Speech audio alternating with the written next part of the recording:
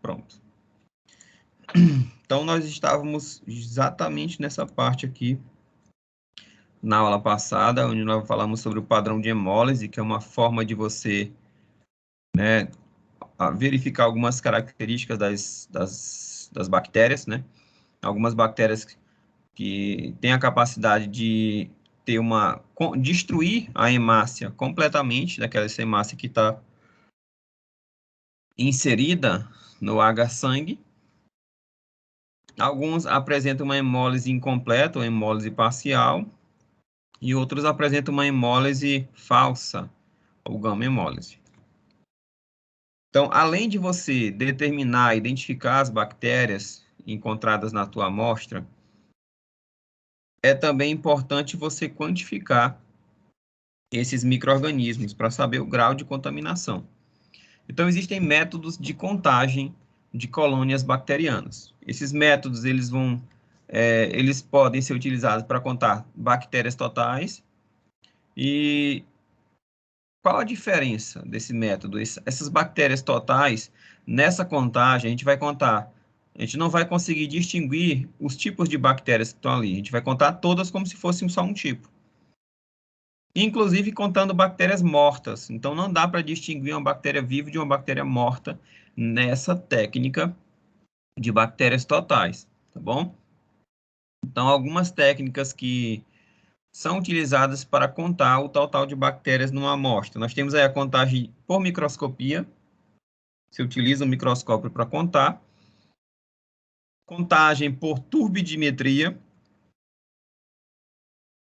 E existe outra forma de contar apenas bactérias viáveis, apenas bactérias vivas, e não contando aquelas que estão mortas. Nós temos aí a técnica de contagem de bactérias por atividade metabólica, ou seja, a gente vai analisar o metabolismo daquela amostra.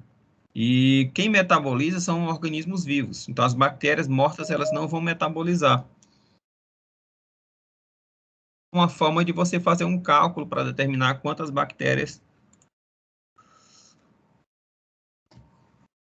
estão ali no meio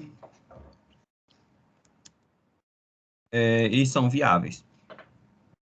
Outra forma é a determinação do NMP.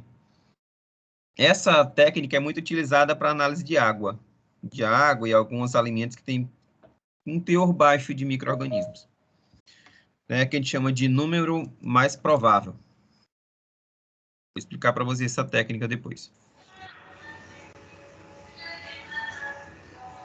Tem gente com o microfone ligado aí.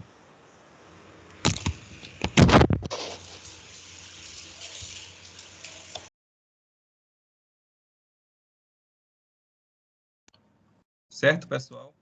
Então, vamos. Então, além da atividade metabólica, além da determinação do número mais provável, nós temos também a contagem em placa e a contagem em membrana filtrante. Então, são essas 6 técnicas básicas aí que nós vamos abordar durante a aula de hoje. Começando pela contagem de bactérias totais, né? Primeiro, vamos falar sobre contagem microscópica. Existem algumas placas, algumas lâminas especiais, que você coloca ali uma gota da amostra, e essas lâminas, ao microscópio, elas são gradeadas, elas têm quadrantes, e a gente vai contar os micro-organismos dentro desses quadrantes. Essas lâminas, elas são... Professor? Oi. Você está mostrando slide? Para mim não está aparecendo. Quem mais não está conseguindo olhar o slide?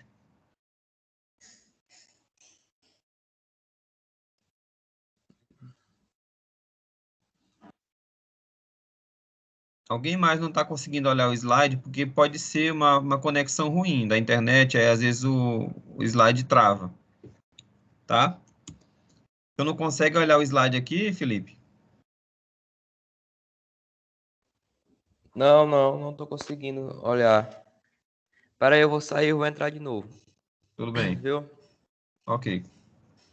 Vamos aguardar o Felipe voltar, então. Mais alguém, pessoal, está com dificuldade de visualizar o slide?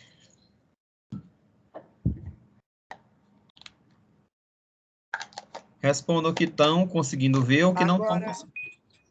Não, agora eu tirei. Agora Ah, dá para tá, ver? tá. Agora dá, tá dando. Tá. É porque às vezes eu tiro da tela para olhar para vocês aqui no Teams.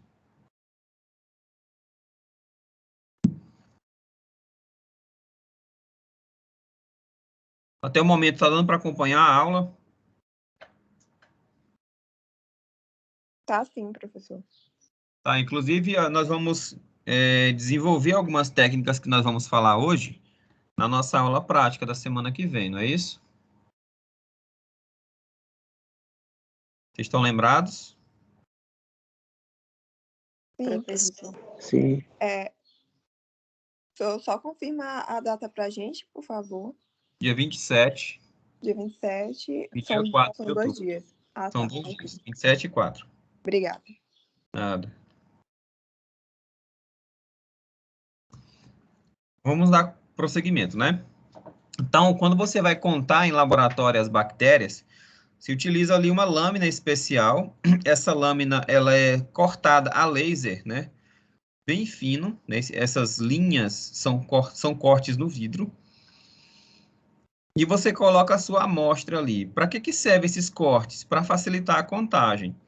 Então, essa lâmina ela tem quadrantes maiores, que são divididos aí pelas linhas que estão representadas em lilás. Nós temos aqui um quadrante, deixa eu riscar aqui. Temos um quadrante aqui lilás, ó. Esse quadrante lilás, que é o quadrante primário, ele ainda é dividido em 25 quadrantes secundários, que são os menorzinhos que estão dentro dele. Tá? Então, cada quadrante primário tem um quadrante secundário ali. Então, se coloca a amostra e você vai contar os micro-organismos que estão dentro de cada quadrante. Se conta geralmente um quadrante só. Então, a gente vai contar os micro-organismos que estão dentro dessa área quadriculada que contém 25 quadrantes. Então, essa lâmina, ao todo, ela tem 25 quadrantes laranjas. E dentro de cada quadrante laranja, nós temos 25 quadrantes menores, quadrantes secundários. Então, a gente coloca ali o poço, a amostra diluída, geralmente uma amostra líquida, que contém um micro-organismo. E cada quadrante lilás, cada quadrante secundário, ele tem um volume ali de 0,02 microlitro. Então, a gente faz um pequeno cálculo. Então, 0,02 milímetro cúbico é, na verdade, 2 vezes 10 a quinta ml. Né? Então, a gente vai contar quantos micro-organismos tem nesse quadrante lilás. Nesse caso, a gente contou 10 bactérias nesse quadrante. E nós temos 1, 2, 3, 4, 5, 6, 7, 8, 9, 10. Então, a gente chegou ao número de 10. Então, existem 10 bactérias aí dentro desse meu quadrante.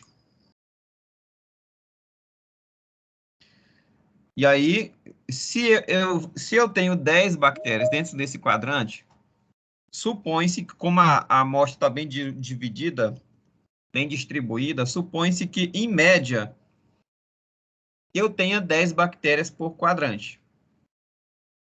Então, se em um quadrante eu tenho 10, em 25 quadrantes eu vou ter 250. Tem colocando aí a média de 10 bactérias por quadrante. Quanto mais quadrante você contar e fazer a média, mais precisa será a tua contagem. Então, mas só um quadrante seria o suficiente. Então, se conta um quadrante, né, e se multiplica ali pelo valor total de quadrantes, que são 25. Então, se em um quadrante eu tenho 10 bactérias, em 25 quadrantes eu terei 250. Então, eu faço uma regra de 3. Se eu tenho 250 bactérias no total, né, essa lâmina todinha, eu tenho 2 vezes 10 a 5 ml.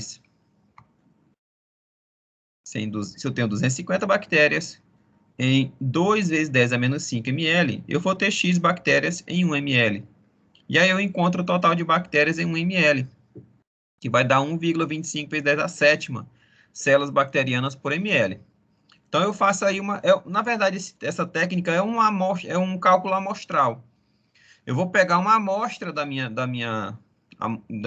do meu material e essa amostra eu vou determinar o total de bactérias. E vou partir dessa conclusão amostral para o total. É basicamente o que se faz, por exemplo, nas pesquisas eleitorais. Se faz uma contagem amostral, não se entrevista toda a população brasileira para saber a intenção de voto. Se pesquisa grupos populacionais que são considerados estatisticamente representativos. Então, se coleta amostras de diferentes estados e diferentes classes sociais, né? Porque dependendo do estado, essa intenção de voto pode variar e dependendo da classe social também, né? Os indivíduos de classe A, eles têm uma intenção de voto, classe B, classe C, classe D, classe E. Enfim, cada classe econômica tem uma intenção de voto variável. Aí se chega à conclusão de quantas bactérias eu teria na minha amostra. Outra forma de contar, nesse caso da contagem por microscópio, ela é um método de contagem direto. Então, eu não estou ali fazendo uma estimativa, não estou fazendo ali uma comparação com um metabólito, uma coisa. Eu estou vendo a bactéria ali. Ninguém tá me supondo que ela esteja ali. Eu estou vendo a bactéria, é um método de contagem direto. Só que nessa contagem, eu não consigo distinguir bactérias vivas de bactérias mortas. Tá? Eu conto tudo como se fosse bactéria, independente de estar viva ou morta. Nesse caso, para contar bactérias dessa forma, é recomendado que a amostra que eu esteja contando seja líquida. Não seja uma amostra sólida, por exemplo. Não pode ser um queijo, não pode ser um alimento sólido. A não ser que eu transforme esse alimento sólido em líquido. Eu faço uma trituração ali e transforme num caldo, para eu poder, a partir daquela amostra liquefeita, eu fazer a minha contagem. A amostra deve possuir pouco material particulado, isso é muito importante também. Se a amostra que eu estiver contando tiver muita partícula, muito grãozinho, tá? Isso pode dificultar a minha contagem, porque cada grãozinho que tem ali, cada partícula suspensa, eu posso confundir com uma bactéria. E aí pode gerar um erro de contagem, tá? Então, dando para entender, pessoal? Então, eu vou analisar, geralmente se faz com água e com alimentos mais líquidos que são soluções, que não tem nenhuma suspensão. Tá? Por exemplo, se eu for pegar para contar iogurte tem muita partícula microscópica. Essas partículas vão ser confundidas com bactéria, eu vou ter uma contagem errada.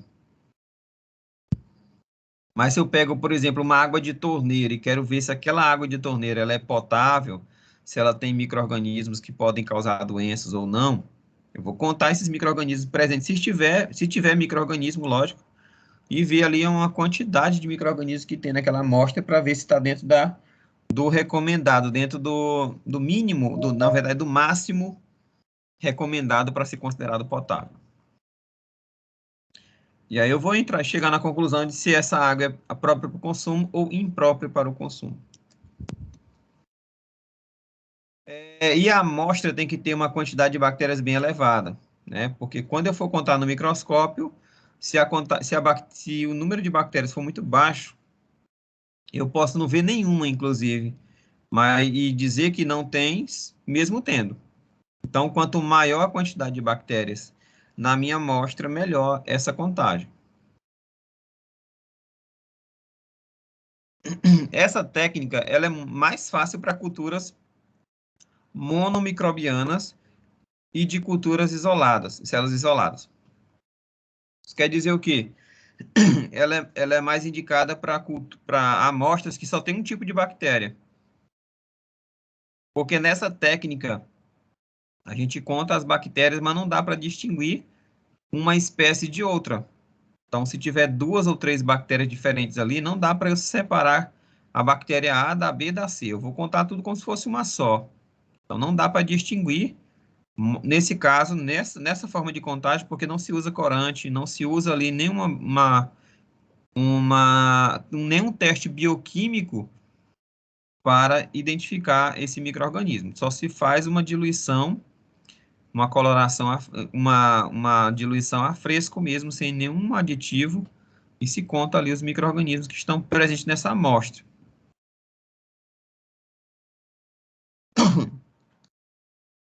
Ela não é adequada para bactérias móveis, isso é bem complicado mesmo. Bactérias que são móveis, você não consegue contar nessa forma, porque elas vão estar se movimentando e você não tem como contar bactérias que estão se movimentando, porque você pode contar a mesma bactéria 2, 3, 4 vezes, e você pode deixar de contar outras, porque elas vão mudando de campo todo tempo. Isso dificulta muito.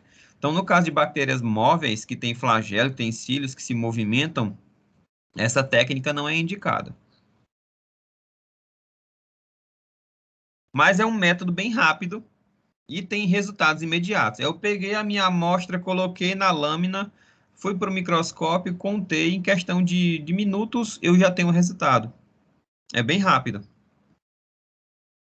O resultado pode ser bastante influenciado pelo executor. Então, se você pegar 2 pessoas que trabalham no laboratório de microbiologia e as duas contarem a mesma amostra, pode ser que uma tenha um resultado diferente da outra, porque isso pode influenciar de acordo com o executor. A forma como ele conta, né, isso pode influenciar, mas lógico, essa diferença não é tão grande assim, tá? Mas pode apresentar uma diferença entre um executor e outro. Outra forma de contar micro-organismos é através de métodos turbidimétricos. O que seria esse método turbidimétrico? Algumas amostras, quando estão suspensas em água, elas geram turvação do meio. O meio fica sujo, vamos dizer assim. Fica cheio de partículas e aí você não consegue enxergar através do frasco. Esse frasco ele começa a absorver luz. Quanto maior for a concentração de micro-organismo, maior será a turvação do meio. Então, a gente vai medir essa turvação, que pode ser uma medida direta, né? Nesse caso, a turvação da amostra bacteriana é determinada por espectrofotometria, que é uma técnica utilizada em laboratório que determina ali o teor de luz que é absorvido por uma amostra. A gente chama de absorbância. Então, quanto maior for a absorbância do meio que você está tentando determinar o teor de bactérias, maior será a concentração. Mas para isso você precisa ter uma amostra padrão. Para você encontrar o valor de bactérias, você precisa primeiro ter uma amostra com uma concentração conhecida, que você vai fazer uma regrinha de 3. Se eu tenho uma amostra X, que a concentração dela é Y, e a absorbância dela é Z, qual a concentração da amostra tal que tem uma absorbância de 200, vamos supor. E aí você coloca essa amostra, né, numa cubeta específica para o equipamento e vai determinar ali a absorbância daquele meio. Então, você tem uma amostra padrão, que você sabe a concentração dela, e você mede a absorbância dela, e você vai comparar com a amostra que você quer determinar a concentração. Você vai medir a absorbância dela, e por uma regra de 3, você vai determinar a concentração dela. Outra forma de você determinar a concentração do micro-organismo é fazer ali uma comparação de turvação com uma escala. Então, eu tenho vários frascos ali de uma escala específica de turvação e eu vou comparar a minha turvação com a turvação dos meios da escala e vou ver qual é a turvação da escala que mais parece com a minha amostra e vou determinar a concentração bacteriana assim. Então, a turvação da amostra bacteriana é comparada visualmente com padrões. E aí nós temos, por exemplo, a escala de McFarland, que é uma escala muito utilizada. Então, perceba aqui que nós temos duas amostras que são turvas, e a turvação delas é muito parecida. Então, a gente vai comparar uma amostra bacteriana, que eu quero saber a concentração, com um padrão, que já tem a turvação. Está vendo que eu tenho aqui do lado uma escala de turvação. Um vidro que tem uma turvação menor, que é o vidro 0,5. A escala de turvação um pouquinho maior, que é o 1.0, aí o 2.0, o 3 e o 4, e assim sucessivamente.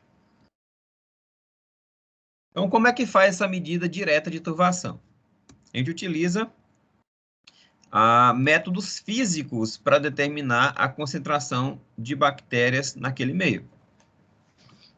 O que é que acontece? Quanto mais turvo, quanto mais partícula eu tenho numa amostra, né, mais turvo essa amostra vai se apresentar.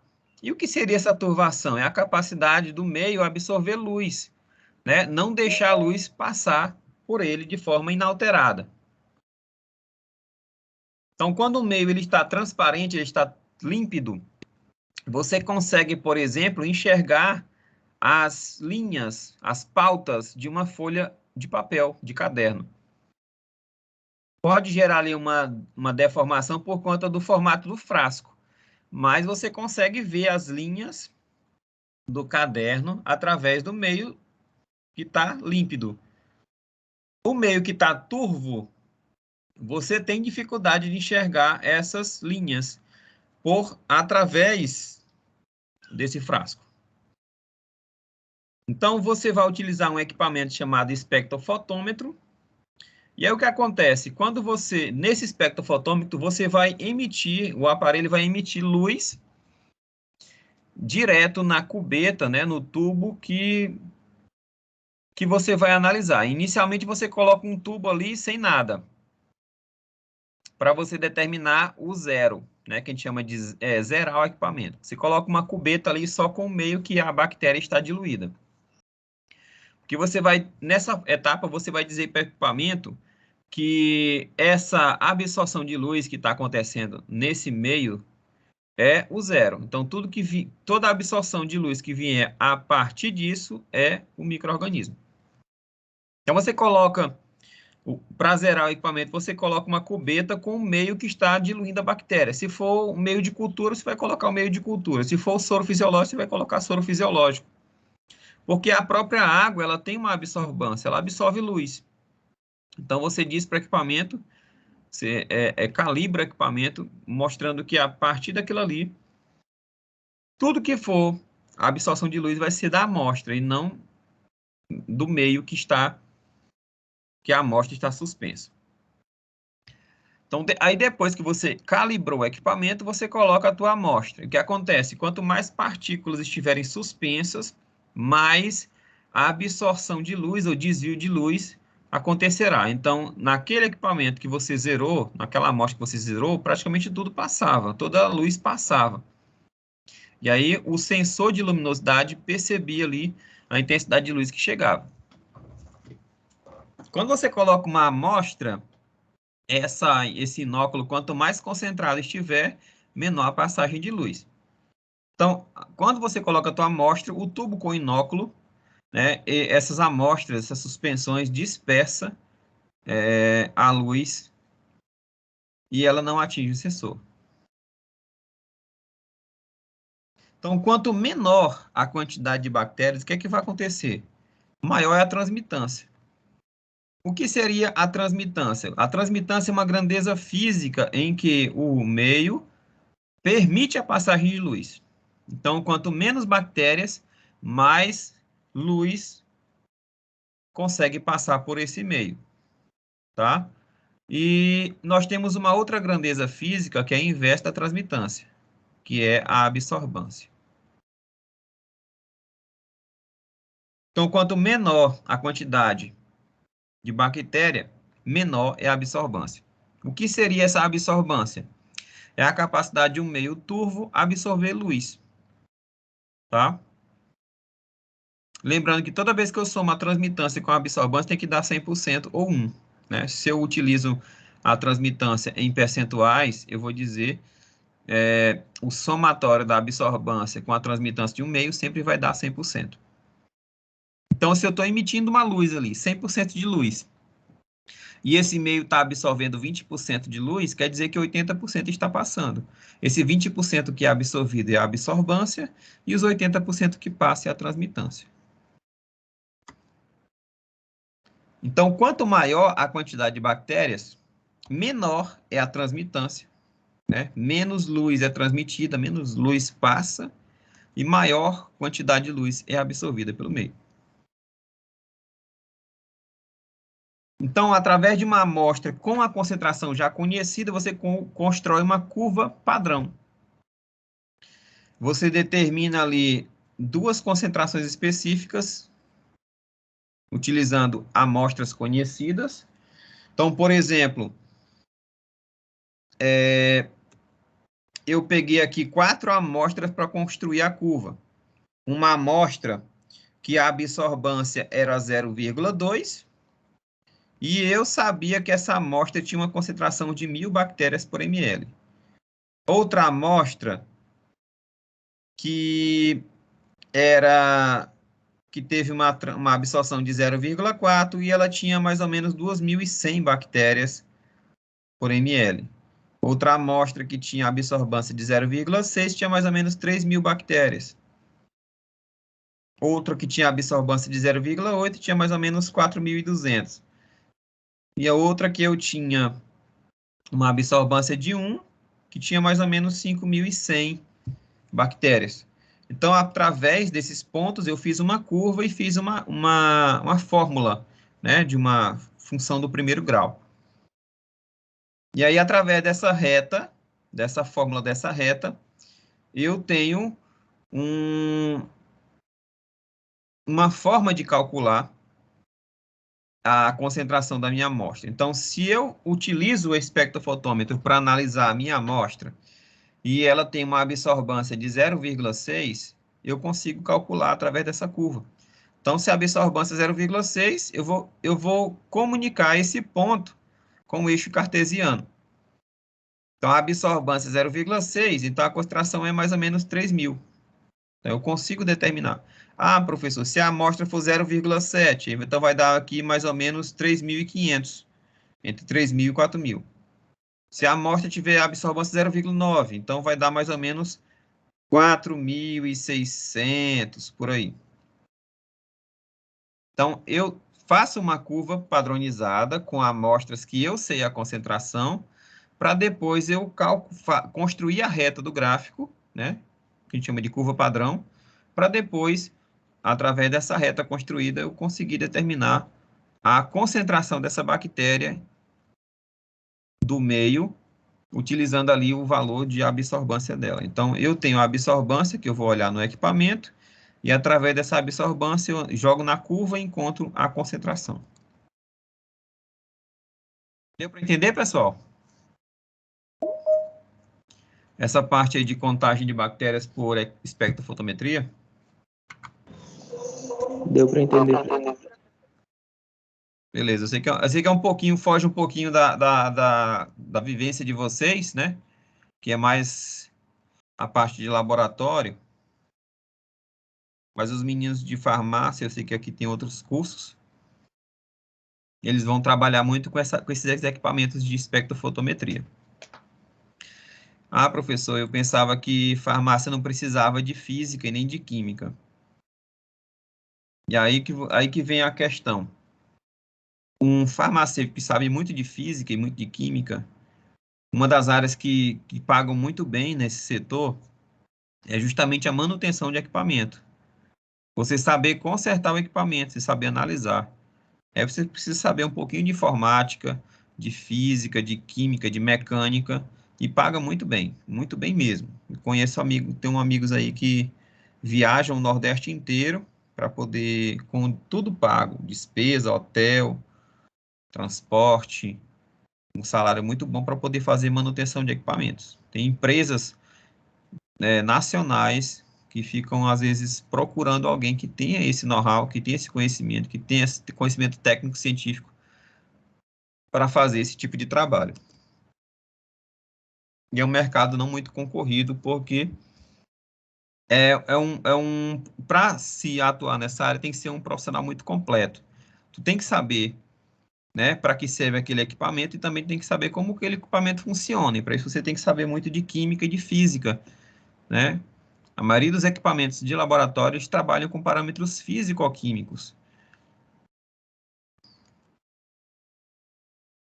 Então, nessa técnica de medida direta de turvação, quais são as principais características? É um método de contagem indireto. Tu não está vendo ali a bactéria. Tu está determinando ali a turvação do meio, né, a absorvância do meio, e através dessa absorvância, eu vou estar ali calculando a concentração. Diferente lá do microscópio que você está vendo a bactéria. O que pode acontecer? Se tiver outra substância ali que não está sendo diluída pela água, que está gerando ali uma suspensão, ela também vai gerar turvação. E aí ela pode gerar ali um cálculo de concentração acima do que é real. Nessa técnica, você conta tanto bactérias vivas quanto mortas, porque elas vão estar em suspensão e elas vão gerar ali uma turvação do meio.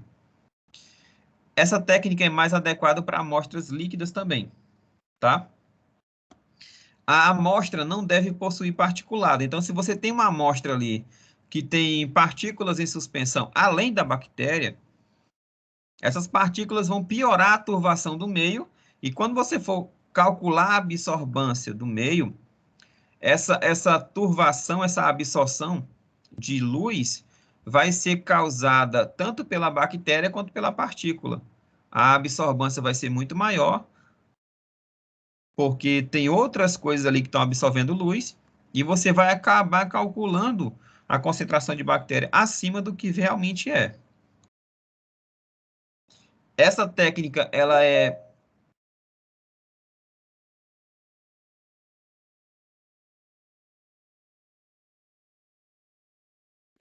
indicada, recomendada para uma população elevada, como geralmente bactérias que estejam na concentração de 10 a quarta ou 10 a quinta por ml. Mas é um método rápido e resultados imediatos. Então, você demora ali no máximo 5 minutos para fazer essa técnica. Pegou a amostra, colocou na cubeta, zerou o equipamento, fez a leitura.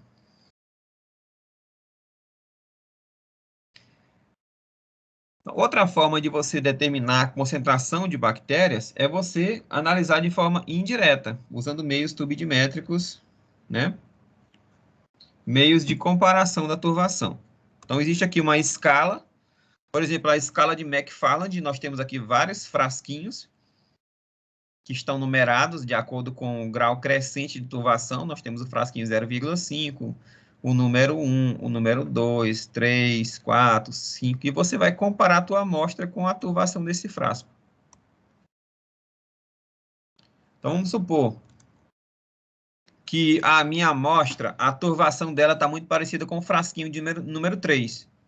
Então, se a turvação do meu frasco é parecida com a de número 3, é a mais parecida, então eu tenho mais ou menos ali 9 vezes 10 à oitava bactérias por ml. Eu vou olhar ali na escalinha o que aquele 10 a menos 3 representa. O número 3 representa 9 vezes 10 à oitava bactérias por ml.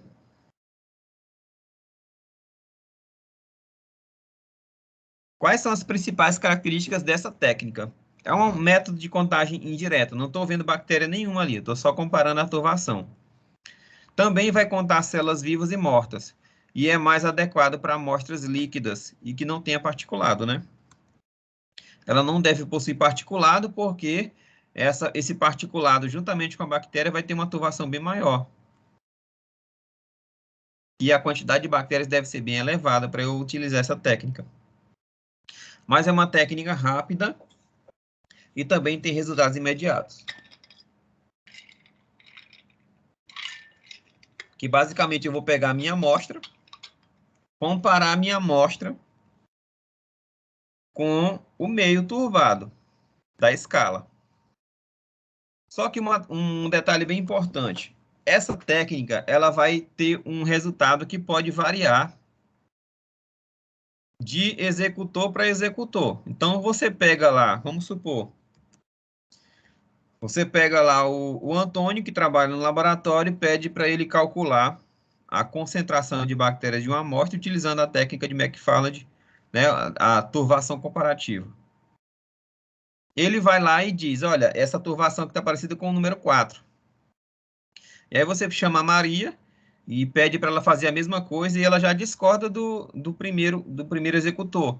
Não, eu acho mais parecido com a 3. Então vai depender muito do executor que está utilizando a técnica. Ela pode ter uma pequena diferença ali de comparação, né? Porque é por comparação, e a minha comparação pode ser diferente da outra, de outra pessoa que está analisando. Então, pode gerar resultados imprecisos, porque é uma técnica que vai depender da comparação do executor.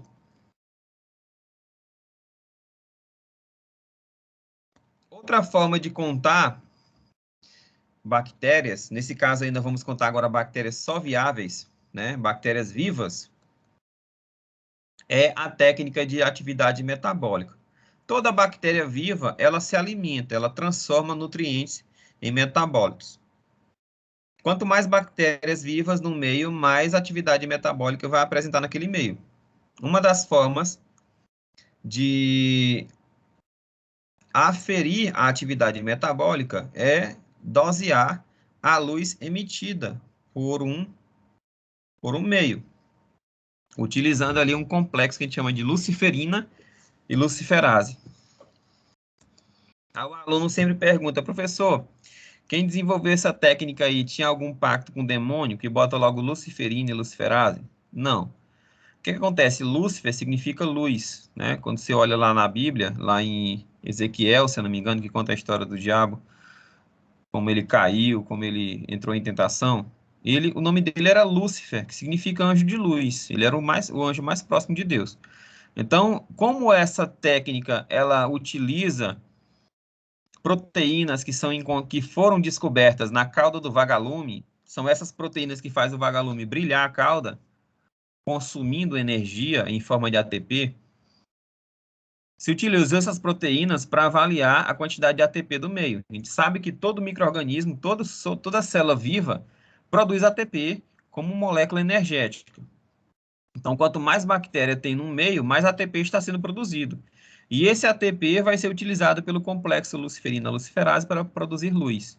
Então, quanto mais ATP no meio, mais luz está sendo produzida e essa luz é captada pelo equipamento. Quanto mais brilho, maior a concentração de micro-organismos vivos. Os micro-organismos mortos não produzem mais ATP, eles estão mortos, né? Não tem mais metabolismo. Então, você coloca ali o teu reagente, que é a luciferina e a luciferase, e elas vão consumir o ATP que está no meio, produzindo luz. Essa técnica, como eu falei, ela foi descoberta ali estudando a cauda do vagalume. Como que esse vagalume produzia luz, como produzia bioluminescência. Então, se utiliza os reagentes que tem no kit, que esses reagentes eles têm a luciferina e a luciferase. Essas duas proteínas elas não emitem luz se não tiver ATP no meio. E elas vão emitir luz, quanto maior a quantidade de ATP, maior a quantidade de luz emitida pela amostra. Então, esse reagente tem a luciferina e a luciferase. Quanto mais luz, mais ATP. Então, se faz a dosagem da luz, e essa dosagem é proporcional à quantidade de bactérias. Então, quanto mais bactérias vivas, maior a quantidade de ATP no meio, maior a emissão de luz. E é um teste rápido, mas é um equipamento específico para fazer isso. Você consegue determinar ali a quantidade de bactérias no meio de forma bem rápida. O que é que acontece? Aqui nós temos a reação, nós temos aqui a luciferina, que é esse composto. Essa luciferina, ela vai retirar um radical fosfato do ATP, né? Para isso que o ATP é importante, ó, ela vai doar um radical fosfato para a luciferina, dando origem ali ao adenilato de luciferina. Nós temos aqui um radical fosfato aqui no meio. Ou, perdão, ele vai doar um monofosfato. Então, ele vai dar origem ao adenilato de luciferina, né, que é a adenina, a ribose e o radical fosfato ligado à luciferina. E esse ATP, ele libera o pirofosfato, que são dois radicais fosfatos ligados. Esse adenilato de luciferina, ele vai consumir oxigênio e vai emitir luz, e também emite gás carbônico e libera o AMP que ele recebeu do ATP, dando origem, então, à oxiluciferina. Essa oxiluciferina, então, é regenerada, ela é transformada novamente em luciferina, que vai ser novamente consumir ATP para se transformar em adenilato de luciferina e vai, com a enzima luciferase, né? É a enzima luciferase que faz ela reagir com o oxigênio e liberar luz, gás carbônico e AMP. Então, para que ocorra a emissão de luz, eu tenho que ter a luciferina, a luciferase, o ATP do meio, né, e oxigênio, para que então a reação aconteça. Outra forma de você determinar a quantidade de bactérias no meio é dosar os metabólitos produzidos por ela. Então, quais são os outros métodos de determinação de atividade metabólica? Nós temos aí, esses métodos são geralmente utilizados em biotecnologia.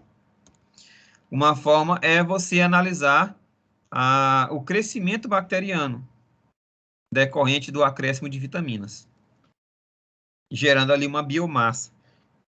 Então, nós temos aí, ó, meio de cultura. Quanto mais bactérias nesse meio, maior a produção desse pó no fundo. E esse pó, então, é utilizado para determinar o teor de bactérias que tem nesse meio. Quanto mais biomassa no fundo, maior a concentração de bactérias. Outra forma de determinar é através da fermentação. Se o micro-organismo é fermentador, a gente consegue determinar ali a acidez. Como, por exemplo, tem bactérias que produzem ácido lático, né? Quanto maior a quantidade de bactérias, maior o teor de ácido lático produzido. E mais ácido vai ser essa substância, esse meio que você está querendo dosear. Aí você faz uma reação de titulação, né? Você determina a acidez daquela amostra e através da acidez você consegue encontrar a concentração média de micro-organismos. Quais são as principais características das dosagens de metabólitos? Ele é um método de contagem indireto, você não está vendo a bactéria, você não está vendo o micro-organismo, você está chegando a uma conclusão através de uma medida de outra substância que a bactéria produz, ou que a bactéria promove. A população é determinada a partir da atividade metabólica das células. Existem células que têm um metabolismo mais elevado, outras que têm um metabolismo mais baixo. Isso pode gerar também uma pequena variação, né? Uma característica interessante dessa técnica é que só as bactérias vivas são metabolicamente ativas. Então, nessa técnica, você determina só as bactérias vivas. Porque quando você doseia metabólito, bactéria morta não metabolismo mais. Essa técnica é utilizada em aplicações bastante específicas, mas são utilizadas, né? Outra técnica de análise de bactérias viáveis é a determinação do número mais provável, muito utilizado em análise de água. Você coleta uma amostra de água da torneira ou do manancial que você quer analisar a potabilidade. Essa amostra, então, chega ao laboratório.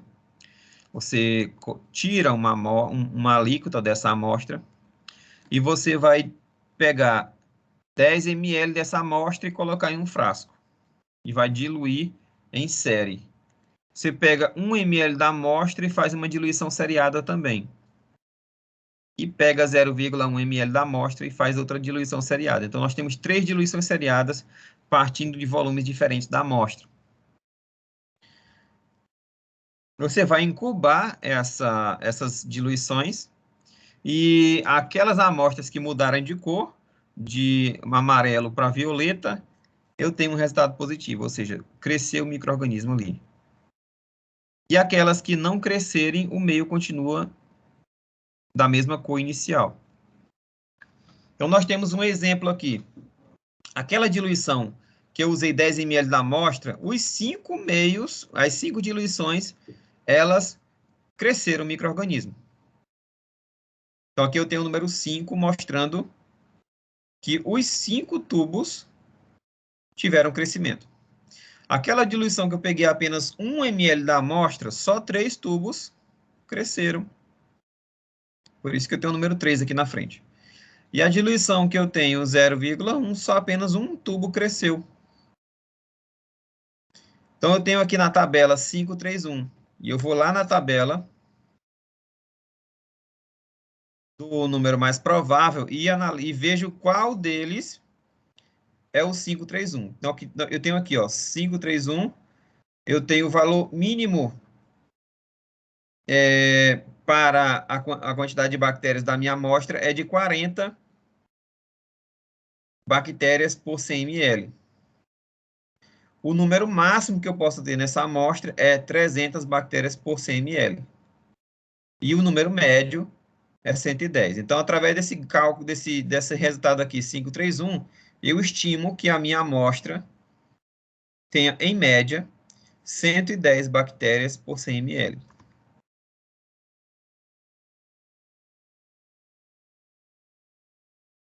Nessa técnica, tem algumas características interessantes. Se conta só bactéria viva, né, porque as bactérias vivas elas se multiplicam, mudam a cor do meio, mas é um método de contagem estatístico. Se faz ali um cálculo estatístico.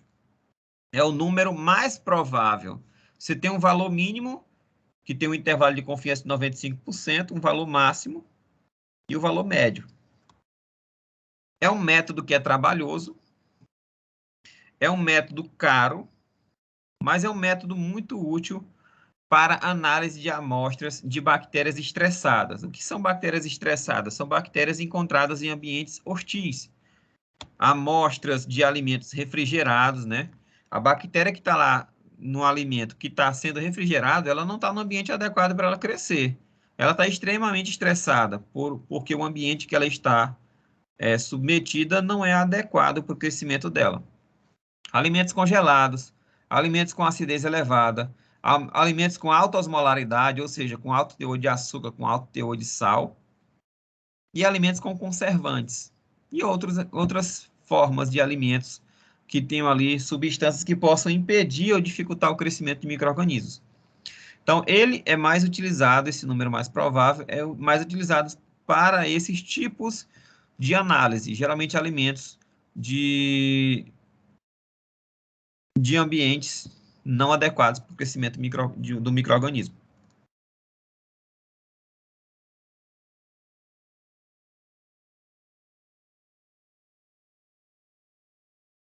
Outra forma é a contagem em placa, né? Você vai pegar a tua amostra, que está aqui no Erlenmeyer, você vai pegar 1 ml da sua amostra, transferir para um tubo de ensaio, que tem 9 ml de sal. Quando você coloca mais 1 ml, fica 10. Essa amostra você vai, então, tirar 1 ml dessa amostra e colocar para um outro tubo que tem salina, que tem 9 ml de salina, com mais um que você colocou, vai ficar 10. E aí você vai fazendo esses passos para os demais. Pega 1 ml, coloca no próximo, depois pega 1 ml, coloca no próximo, e você vai diluindo a amostra. O que é que acontece? O primeiro frasco ele vai ter uma concentração 10 vezes mais diluída que a amostra original. O segundo frasco vai ter 100 vezes mais, vai ser 100 vezes mais diluído que a amostra original. O terceiro vai ser 1000 vezes, o quarto vai ser 10.000, então sempre vai diluindo 10 vezes mais.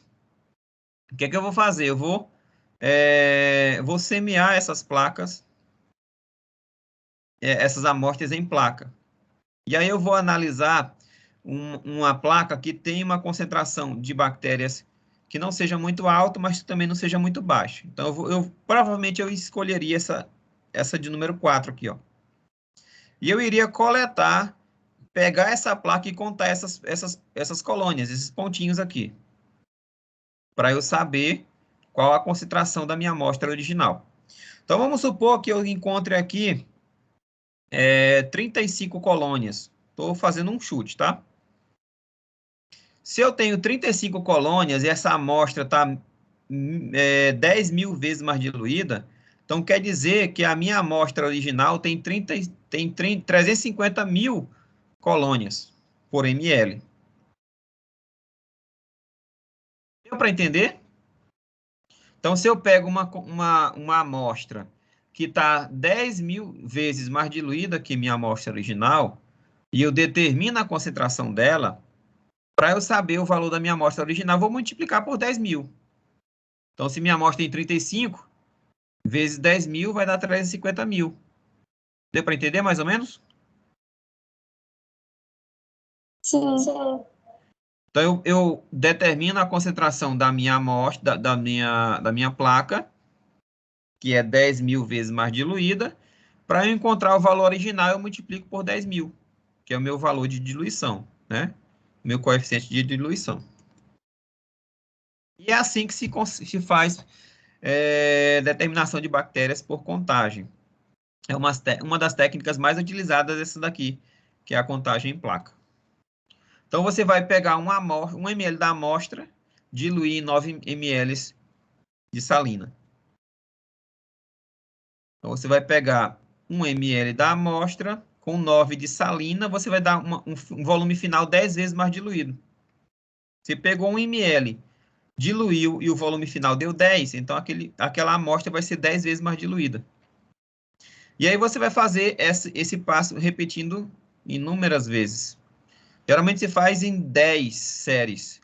Você vai ter uma diluição 10 vezes mais diluída, 100, 1.000, 10.000, 100.000, 1 milhão, 10 milhões, 100 milhões e vai até 10 tubos.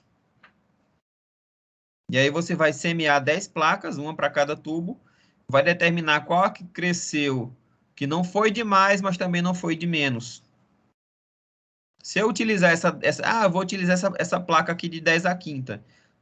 Tem colônia muito pouca. E você pode errar estatisticamente.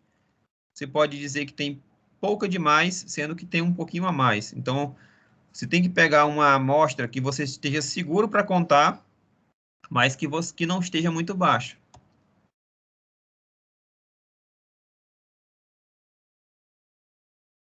Tudo bem, pessoal? Alguma dúvida?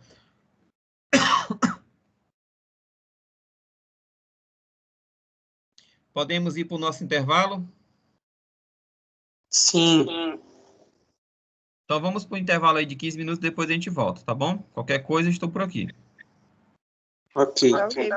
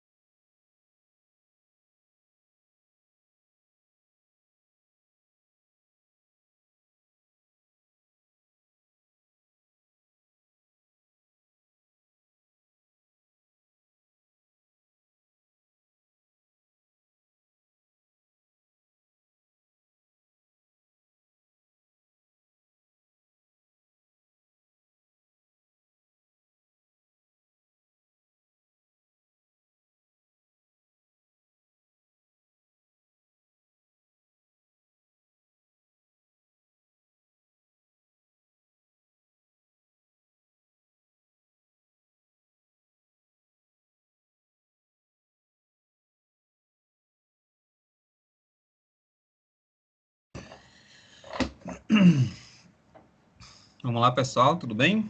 Estão conseguindo me ouvir?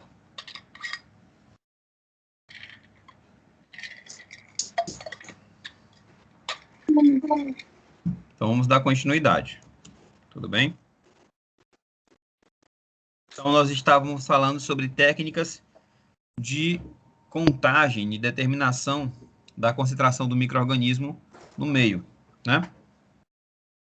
Falamos de todas as técnicas aí.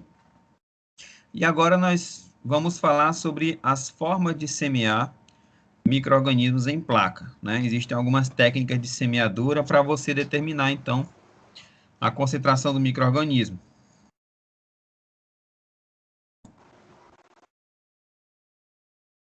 Tudo bem? Uma das técnicas de semeadura, né? Você vai contar, das formas de contar é contar em placa. Você pode fazer a técnica de espalhamento na superfície. Você pega a sua amostra que está diluída num caldo nutriente, por exemplo, outro tipo de caldo. Você vai pegar essa amostra e adicionar na superfície do meio de cultura que você vai fazer a contagem. E você vai espalhar esse inóculo por toda a superfície do meio com auxílio de uma alça de Drygalski, que é uma alça de vidro, parece um rodinho de vidro, e você vai espalhar ele por toda a superfície, toda essa amostra sua, preenchendo toda a superfície do meio de cultura. Aí, após o inóculo, você vai incubar essa amostra em estufa, e dias depois você vai observar o surgimento de colônias crescidas na superfície desse meio de cultura, e vai fazer então a contagem. E através dessa contagem você consegue determinar a concentração de bactérias naquela amostra inicial. Outra forma de contar em placa é utilizando a técnica de espalhamento em profundidade, também chamada de pour plate. Nessa técnica você vai pegar a sua amostra, e a diferença da spread plate é que você vai pegar o meio de cultura ainda mole, né? Ainda não gelatinizado. Você vai colocar a sua amostra na placa de Petri vazia e estéril, e só depois você vai adicionar o meio de cultura ainda quente, ligeiramente quente e ainda fundido, né? Ainda mole. Você vai misturar, então, homogeneizar através de movimentos suaves, e depois você vai incubar esse material. E após a incubação, você vai observar colônias que vão crescer tanto na superfície quanto dentro do meio. Então, a técnica de espalhamento, né, você vai pegar um inóculo, uma concentração, um volume do inóculo, que geralmente é de 100 microlitros até 500 microlitros. Nesse caso aqui, você pode utilizar meios opacos, meios que não possibilitam a passagem de luz, ou dificultam a passagem de luz. E nessa técnica, você não vai submeter o micro-organismo ao choque térmico. O meio de cultura já está pronto, já está na temperatura de 37 graus Celsius, e você vai adicionar a sua amostra. Então, a bactéria não vai sofrer choque térmico. E aí, ao final do período de incubação, surgirão, então, colônias na superfície dessa placa. E você vai contar essas colônias e vai inferir a concentração, de acordo com a contagem das colônias, você vai inferir qual concentração tinha o meio original, a amostra original. Já a contagem por espalhamento, ou espalhamento por profundidade, que é o pour plate, você vai pegar um inóculo maior, geralmente de 1 a 5 ml da amostra. Nesse caso, você não pode utilizar meios opacos, meios que dificultem a passagem de luz, porque você vai precisar ver o interior do meio, que algumas colônias crescem dentro do meio e não na superfície. É uma detecção difícil de colônias no interior do meio de cultura, se for um meio mais opaco. E a bactéria também, ela é submetida a um choque térmico, que você vai colocar um meio de cultura que está geralmente a 45 ou até 54 graus Celsius.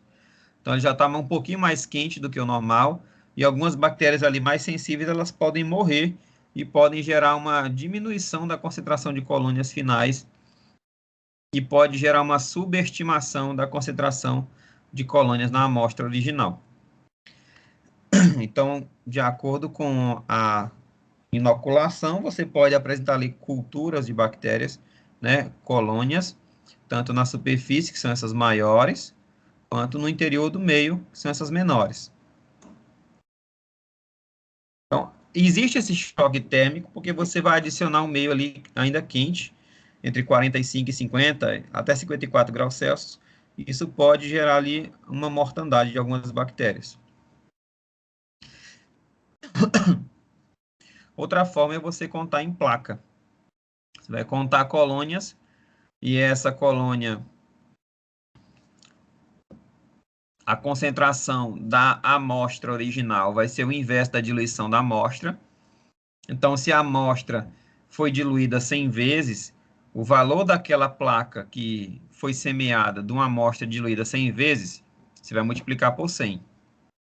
Se eu estou contando uma placa de uma amostra que foi diluída 10.000 vezes, o valor daquela placa eu vou multiplicar por 10.000, né, que é o fator de correção do volume do inóculo.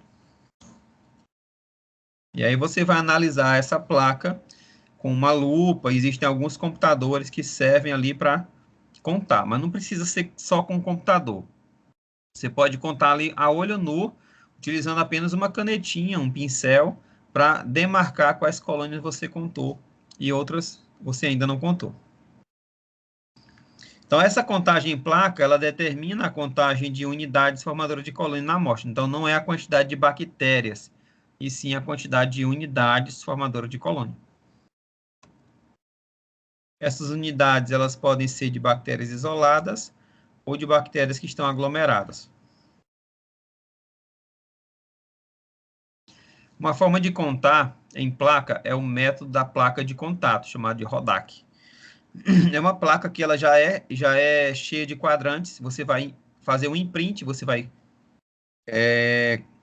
tocar na superfície da amostra e que tem já bactérias. Essa plaquinha já tem esses quadrantes. Ela já vem com meiozinho de cultura. E você vai contar as colônias que foram ali printadas, né, com o meio de Rodak. Parece um carimbozinho. Você vai tocar na superfície do meio e vai transferir parcialmente as colônias que estavam ali no meio para a placa de contato. E você vai contar quantas colônias estão naquele meio usando a placa. Existem várias placas de contato, vários formatos, né? Tem algumas que parecem um carimbozinho, tem outras que parecem um tablete de chocolate, tem outras que parecem uma placa redondinha.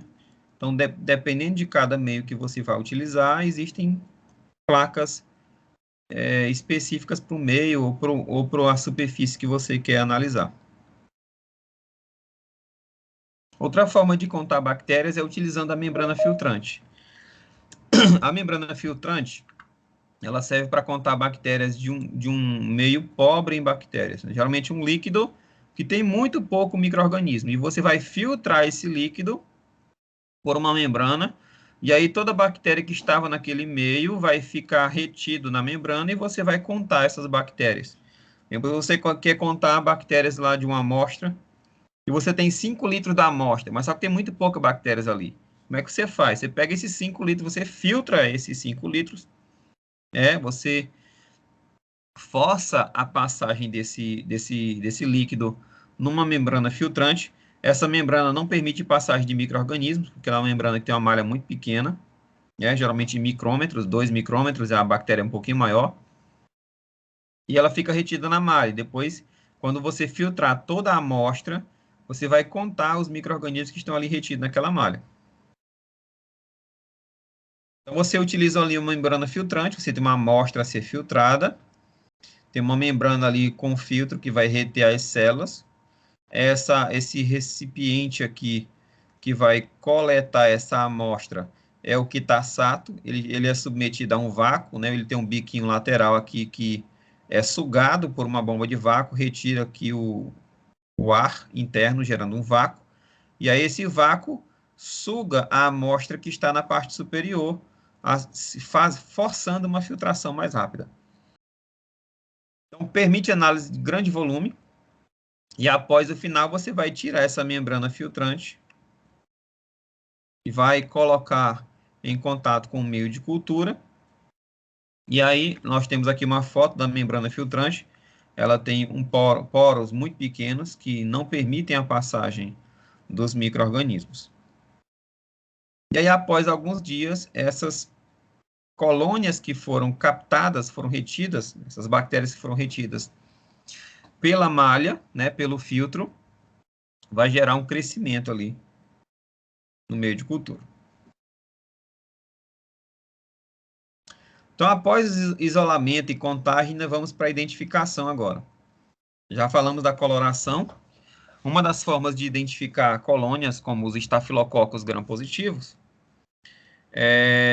como que eu sei que as bactérias que eu estou analisando são estafilococos gram-positivos? Eu utilizei a coloração de gram. Eu sei que a bactéria tem uma parede gram-positiva, porque ela ficou arroxeada após a coloração. E eu sei que são estáfilos, porque são bactérias esféricas que são unidas em cachos, né? Lembra ali cacho de uva. Então, os estafilococos são cocos que estão arranjados em cachos e tem bactérias parede gram-positiva. Como que se identifica, então, os estafilococos? São colônias de bactérias gram-positivas. Primeira coisa que você vai analisar é o aspecto da colônia e a sua coloração. E também o grau, o tipo de hemólise que esse micro-organismo causou. Então, o gênero Staphylococcus, eles são bactérias que têm colônias maiores e convexas, né? São mais abauladas, né? Gera uma cúpula. A coloração tem uma cor branca, exceto aí Staphylococcus aureus, né? Por isso que o nome dela é aureus, lembra ouro, porque ela tem uma colônia amarela. E elas geram hemólise, algumas não geram hemólise. Já o gênero Streptococcus são bactérias em formato de cocos. Elas se juntam, né? Tem um seu arranjo em fila indiana, daí o prefixo strepto, né? Elas têm colônias puntiformes muito pequenas. Elas têm uma coloração esbranquiçada, né? Ligeiramente branca. E elas têm um grau de hemólise alfa, beta ou gama. Já enterococos são bactérias que geralmente vivem ali no nosso intestino. São bactérias que têm uma colônia bem grande, têm uma coloração esbranquiçada e apresentam também grau de hemólise alfa, beta e gama.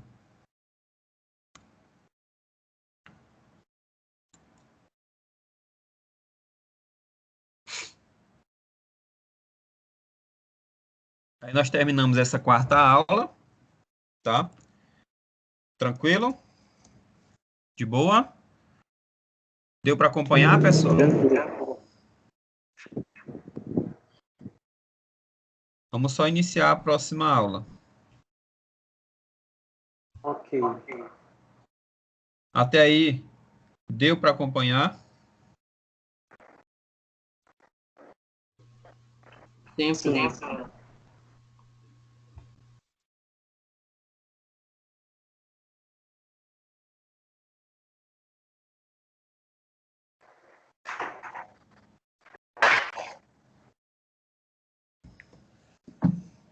Então vamos lá. Vamos iniciar o próximo slide. Acho que eu já até coloquei para vocês, né?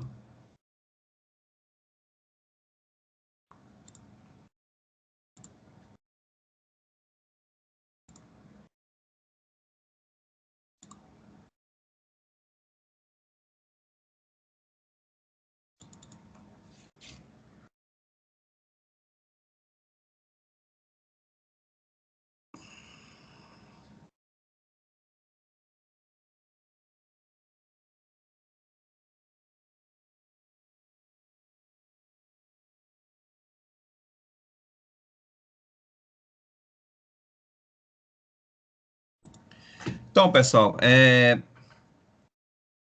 nessa última parte, nós vamos falar agora sobre outras formas de cultivar micro-organismos de forma especial, né? Como, por exemplo, micro-organismos que têm dificuldade de crescer na presença de oxigênio.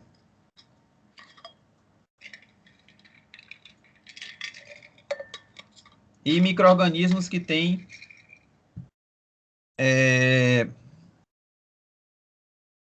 que estão presentes no sangue.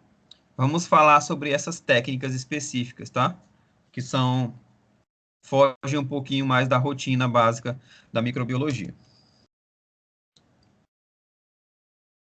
Então, nessa aula agora, a aula de número 5, nós vamos falar sobre cultura em anaerobiose, que é a cultura de micro-organismos na ausência de oxigênio. Vamos falar de hemocultura, que é a cultura de bactérias que podem estar no sangue. E o TSA, que é o teste de sensibilidade a antibiótico, que é um teste para verificar qual o antibiótico mais eficaz no tratamento de determinado micro-organismo. A cultura em anaerobiose se utiliza-se de um recipiente que retira o oxigênio, que a gente chama de garrafa de anaerobiose. É um recipiente que é hermeticamente fechado, né, não permite a troca de gases. Se coloca aqui as placas dentro desse recipiente e acende uma vela. Aí o aluno pergunta, professor, qual a finalidade dessa vela dentro do meio de cultura? Alguém sabe me explicar por quê? Alguém tem ideia?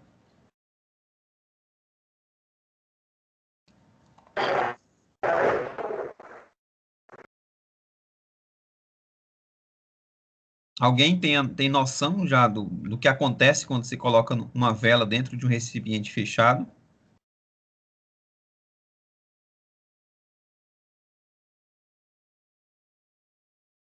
Não? Ninguém tem noção nem ideia do que possa acontecer? Não imagino que seja. Oi? Não imagino que seja. Para que seja. Já colocou? Creio que ela se apaga. Mas ela se apaga depois de algum tempo. Ela só apaga quando acontece o quê?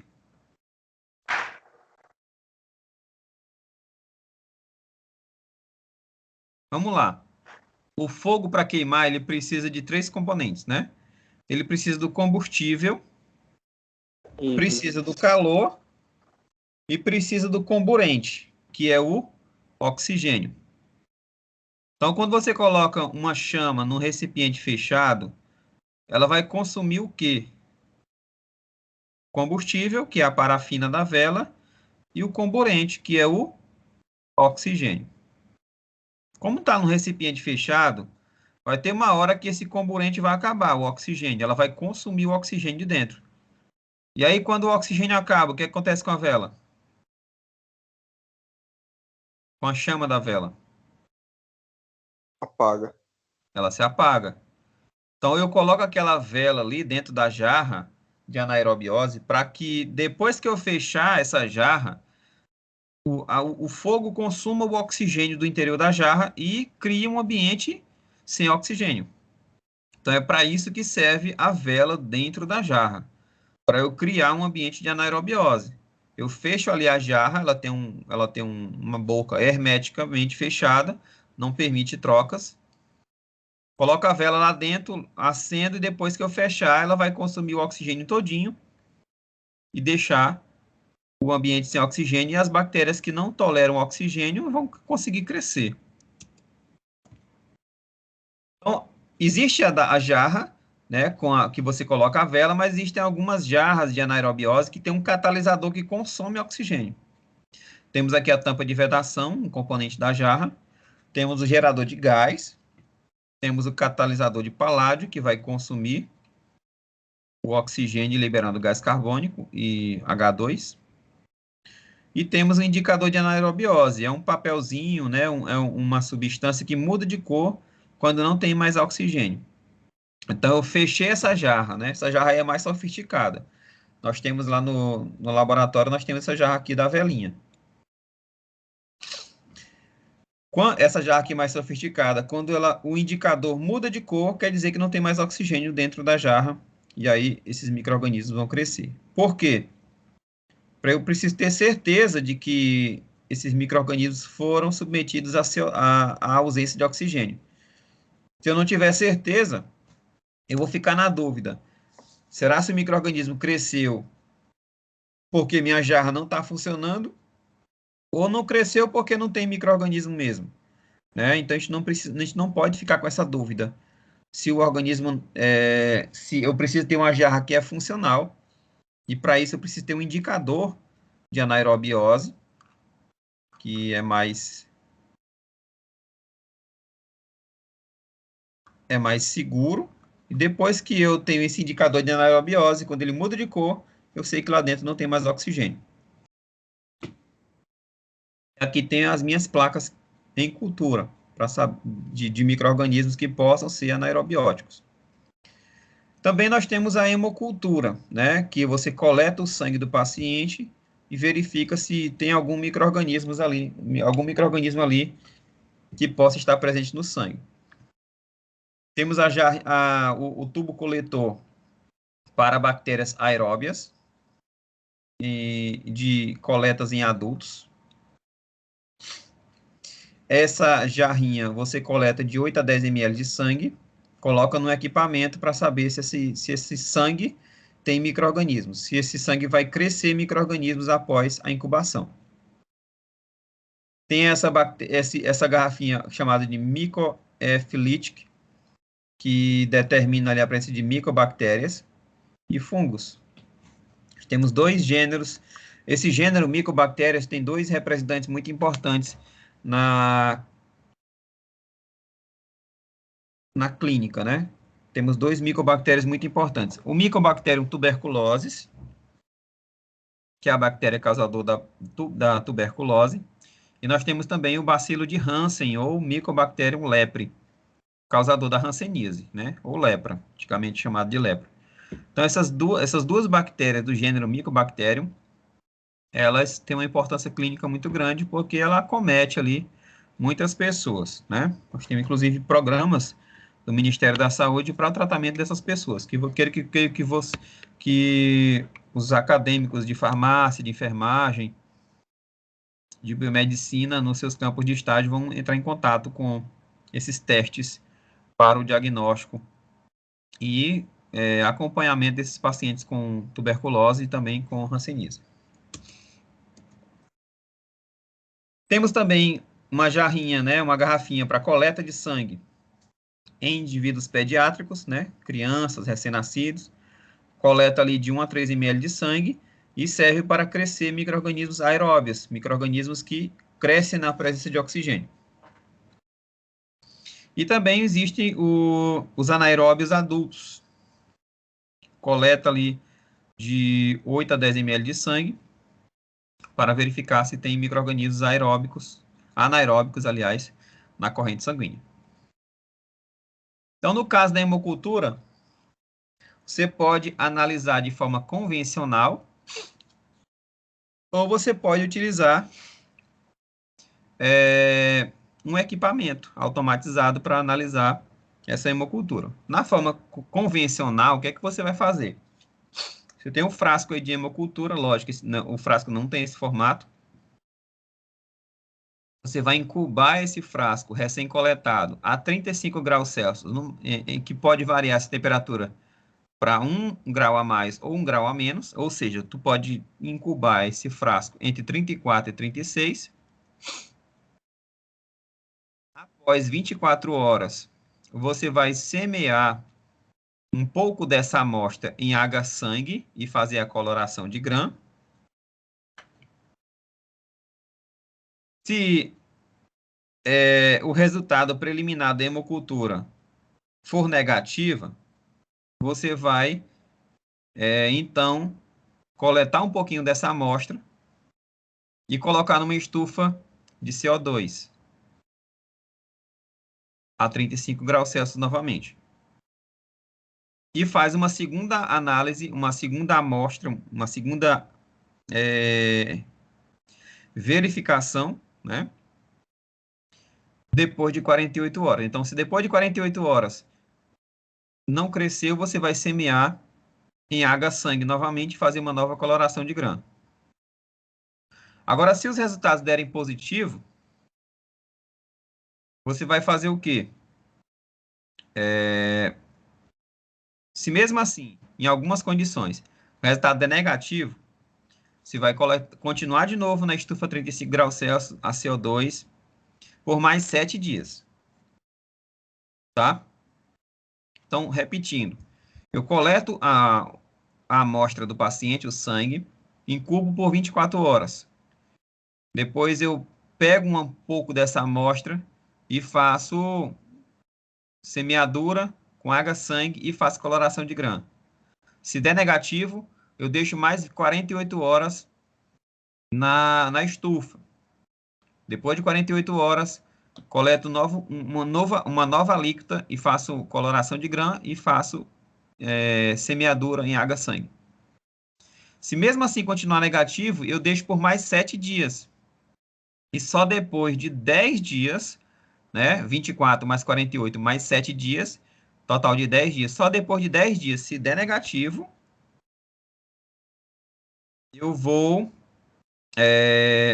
desprezar o frasco, mas eu preciso também verificar se é fungo, tá? Se der positivo, após 24, após 48 ou após 10 dias, você vai emitir o resultado, que pode ser parcial, né, aos 24, aos 48 ou após os 10 dias, e depois você vai identificar esse micro-organismo lá no H-sangue. E também fazer um teste de antibiograma, para ver qual o antibiótico que é mais indicado para o tratamento desse micro-organismo. Também, como eu falei para vocês, é importante verificar se é fungo. Mesmo depois de 10 dias, deu negativo para a bactéria, faz semeadura para fungos, água saborou, por exemplo, e você vai incubar por mais 10 dias a 30 graus Celsius, para ver se vai crescer, porque existem infecções sistêmicas que são fúngicas, né? Sepse nem sempre é bactéria, pode ser fungo também. Já de forma automatizada, o que é que vai acontecer? Você vai pegar o frasco, né? Se for positivo, coloração de grã. Se for gram positivo, emite o resultado como já a bactéria gram positiva. Se for gram negativo, já coloca o frasco no equipamento novamente. Esse frasco que é positivo, você vai semear em água sangue e em água chocolate, incubando por 35 graus Celsius, variando 1 grau para mais ou menos. Esse água sangue e água chocolate, o resultado, se não crescer nada, o resultado vai dar negativo. E se esse resultado for negativo, você reincuba as placas. Se o resultado for positivo para água sangue ou água chocolate, você vai, mesmo a placa não crescendo, mas a coloração de grã deu positiva, quer dizer que essas bactérias não cresceram no água convencional, no água chocolate, por exemplo, e no água sangue. Então, pode ser que essas bactérias sejam anaeróbicas. Então, semear esses micro-organismos em anaerobiose. E depois, identificar e realizar testes para avaliação da resistência aos antimicrobianos. Agora, se o resultado é positivo, tanto para água sangue e água chocolate, e também a coloração de grã, você vai identificar e realizar testes para avaliação da resistência a antimicrobianos.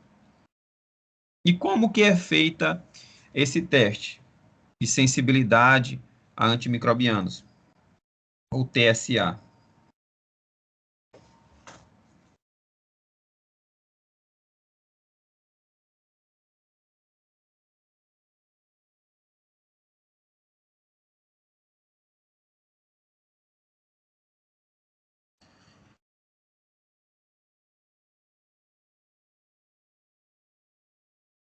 Como que é feita esse teste de sensibilidade antimicrobiano?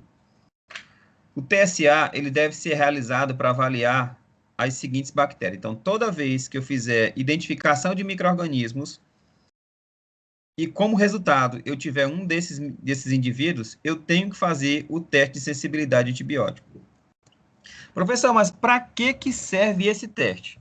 Ele serve para avaliar qual antibiótico é melhor, a bactéria é mais sensível. Então, se eu tenho uma infecção, está repreendido, em nome de Jesus. Se o paciente tem uma infecção urinária, uma infecção sistêmica, uma infecção genital ou uma infecção de ferida, que tem um micro-organismo, nem sempre é importante eu só identificar que micro-organismo é esse. Às vezes eu preciso fazer o teste de sensibilidade a antibiótico, tá? Para saber qual antibiótico que é mais eficaz para o tratamento daquela bactéria. Porque tem bactérias da mesma espécie que umas são resistentes e outras são sensíveis a determinado antibiótico, né? Algumas adquirem resistência com o tempo. E para isso que serve o teste de sensibilidade, determinar qual é o antibiótico que é mais eficaz para determinado micro-organismo. Como que é feito, então? Toda vez que eu tiver como resultado de cultura uma bactéria chamada das enterobactérias, do grupo das enterobactérias, ou uma pseudomonas, né, dependendo do gênero, ou da espécie, aliás, se for do gênero pseudomonas, como, por exemplo, Pseudomonas aeruginosa. Se for do gênero Acinetobacter, que são uma das bactérias mais perigosas, multiresistentes, que são responsáveis por inúmeras infecções hospitalares. E detalhe, essas bactérias aí, elas são multiresistentes. Vários antibióticos não têm efeito contra elas. E elas são encontradas em infecções hospitalares. Então, quando o indivíduo tem uma infecção hospitalar com Acinetobacter, é muito complicado. Estafilococcus de qualquer espécie, enterococos de qualquer espécie, estafilococcus do grupo Viridans, beta-hemolítico, Streptococcus pneumonia, Haemophilus influenza, o complexo Burkholderia cepacia, a Stenotrophomonas maltophilia, Neisseria gonorreia, é a causadora da gonorreia, Neisseria meningitidis, causadora da meningite. Então, qualquer uma dessas micro-organismos aí, se for identificado numa amostra do indivíduo, do paciente, ele deve automaticamente passar por um teste de sensibilidade a antibiótico. Nesse teste se avalia a sensibilidade aos agentes antimicrobianos. Uma das formas de se fazer esse teste é utilizando diluições seriadas e logaritmas de antimicrobianos. Você coloca ali vários tubos com concentrações diferentes de antimicrobiano, geralmente por diluição, né? Nesse caso aqui a diluição é de 1 para 2, então a concentração sempre vai caindo para metade. Eu começo aqui com uma concentração de 50 microgramas por ml, cai para 25, depois 12,5, depois 6,2, depois 3,1, 1,6, 0,8, 0,4, 0,2, e aí vai. E aí eu vou pegar o quê? Eu vou pegar a minha amostra e vou colocar em um pouquinho, uma quantidade específica em cada um desses poços. E vou ver em quais desses poços vão crescer micro-organismos e quais não vão crescer. E a partir de qual concentração esse micro-organismo não cresce mais. Então, aqui nós temos o micro-organismo na concentração do antibiótico de 0,2, ele cresceu. 0,4 cresceu, mas um pouquinho menor que 0,2. 0,8 cresceu também. 1,6 cresceu. Na concentração de 3,1, não cresceu mais. Então, essa aqui é a concentração inibitória mínima. Tá? Que é a concentração menor que eu encontrei que consegue inibir totalmente o crescimento do antibiótico. Então, uma forma de você fazer é diluindo aí em tubos, né? Você vai pegar um antibiótico que você está analisando e você vai fazer diluição em tubos e colocar o teu inóculo, a tua amostra. E depois você pode também diluir em água, fazer você pode também diluir o antibiótico em água, né, em meio gelatinoso, colocar esse água em placas de 96 poços, e essas placas com diluições específicas podem conter o antibiótico já liofilizado ou congelado. Então, você pode preparar as placas, ou você pode já comprar essa placa preparada com as concentrações específicas do antibiótico em diluições seriadas. Aqui nós temos uma placa de 96 poços, e aí nós temos alguns experimentos. Nós temos 3 tipos de micro-organismo, né? Essa primeira linha aqui foi semeada com uma amostra que tinha Burkholderia cepacia, a segunda linha com Escherichia coli, e a terceira linha com Pseudomonas aeruginosa. A última coluna é o controle negativo, né? É o que acontece quando não cresce nada. Então, se não cresce nada, o pocinho continua azul. A penúltima coluna é o meu controle positivo. Eu sei que cresceu aqui. E o que acontece quando cresce? Fica cor-de-rosa. Então, eu utilizei aqui nas minhas amostras uma concentração de 1.000, 500, 250, 125 e 62,5. O que é que eu vi? Na concentração de 62,5 cresceu todos os 3 micro-organismos. Na concentração de 125 também cresceu.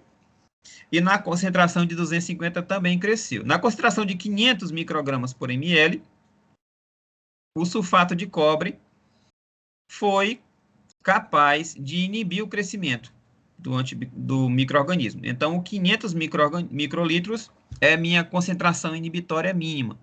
É a menor concentração que eu testei que foi capaz de inibir o crescimento do micro-organismo. Então, é importante você saber não só se o micro-organismo é sensível a um determinado antibiótico, mas é importante também você saber qual a concentração mínima a ser utilizada. Aqui embaixo foi feito o mesmo teste, só que ao invés de utilizar só o sulfato de cobre, esse sulfato de cobre também estava misturado com carboximetilquitosana, para saber se esse carboximetilquitosana, se ele potencializava o efeito do sulfato de cobre. O que aconteceu? Nós tivemos resultados idênticos, mostrando que essa carboximetilquitosana não potencializa o efeito do sulfato de cobre. A concentração inibitória mínima continua 500. Então, você pode também incorporar concentrações seriadas e logarítmicas de um antibiograma em placas de Petri individuais. Ou você pode colocar, por exemplo, um disco de papel filtro que tem antibiótico. E aí, quando você cola esse disco de papel no agar, esse antibiótico ele vai se difundir. Ele vai começar a se espalhar no meio. Quanto mais longe do meio estiver, menor a concentração de antibiótico. Quanto mais próximo, mais concentrado é o antibiótico. E aí, o que é que vai acontecer? Você vai colocar esses discos com antibióticos no meio de cultura que você está semeando a bactéria. E aí, o que é que vai acontecer? Você vai, após o crescimento, após a incubação, você vai ver que alguns antibióticos inibiram o crescimento bacteriano ao redor deles.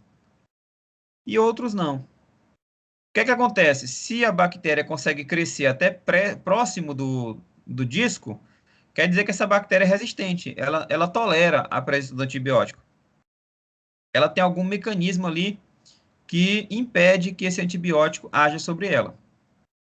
Já os antibióticos que geraram ali um halo de inibição, uma borda ao redor do disco, que a bactéria não consegue crescer, mostra que a bactéria é sensível a esse antibiótico. Quanto maior o halo, geralmente, quanto maior o halo, mais potente é esse antibiótico contra o micro-organismo. Existe também o E-teste, que é uma fitinha que ela já tem uma concentração diluída de antibiótico. Então, você olhando ali a concentração na fita, você percebe que na fita, a pontinha dela tem menos antibiótico do que no meio. Aqui nós temos, ó, concentração de 0,16, 0,23 até 256. Então, são concentrações crescentes de antibiótico. Quando você coloca isso na placa, isso vai gerar ali um crescimento, inibir o crescimento bacteriano de acordo com o que está aqui na figura. Então, quanto maior for esse halo de inibição, mais sensível será esse antibiótico para o micro-organismo que eu estou testando. O método mais utilizado é o método de Kirby-Bauer, chamado de disco-difusão. Se utiliza antibióticos para cada tipo de grupos bacterianos. E aí o que acontece? Quando você coloca esse disco no meio que está sendo semeado, ele vai gerar ali halos de inibição ou não. Então eu tenho alguns micro-organismos que podem ser sensíveis ou micro-organismos que podem ser não sensíveis a determinado teste. Então, a técnica de disco de difusão ou de Kirby e Bauer, ela pode ser, depois de executada, ela necessita de interpretação. Você vai medir o halo de inibição quando ele estiver presente. Você pode utilizar uma régua ou pode utilizar um paquímetro, que é um equipamento que mede ali com precisão alguns diâmetros, algumas medidas. Então, você pode medir ali o diâmetro do halo de inibição com uma régua, né? E determinar qual é o diâmetro do halo de inibição. Nesse caso aqui, foi um diâmetro de 20 milímetros, ou exatamente 2 centímetros. Ou você pode utilizar um paquímetro, que é uma ferramenta mais precisa para medir algumas estruturas. E após isso, você vai comparar com a tabelinha que determina a partir de qual diâmetro o antibiótico é considerado sensível para determinado micro-organismo. Então, você pode encontrar antibióticos, micro-organismos que são sensíveis, geralmente o halo de inibição é bem grande. Tem micro-organismos que são pouco sensíveis, quando há uma inibição do crescimento, mas o halo é pequeno, ou seja, esse micro-organismo só é sensível a altas concentrações, e às vezes essa concentração é até tóxica para o ser humano, então fica inviável a utilização de alguns antibióticos, porque não adianta você tratar uma infecção e depois o paciente precisar de um transplante de rim ou de fígado, porque são doses muito tóxicas, hepatotóxicas ou nefrotóxicas. E existem algumas condições que o micro-organismo é totalmente resistente. Não gera halo de inibição, mostrando que o micro-organismo ele tolera a presença do antibiótico. Tá? Beleza, pessoal? Tranquilo? De boa? Então, a gente termina por aqui a nossa aula de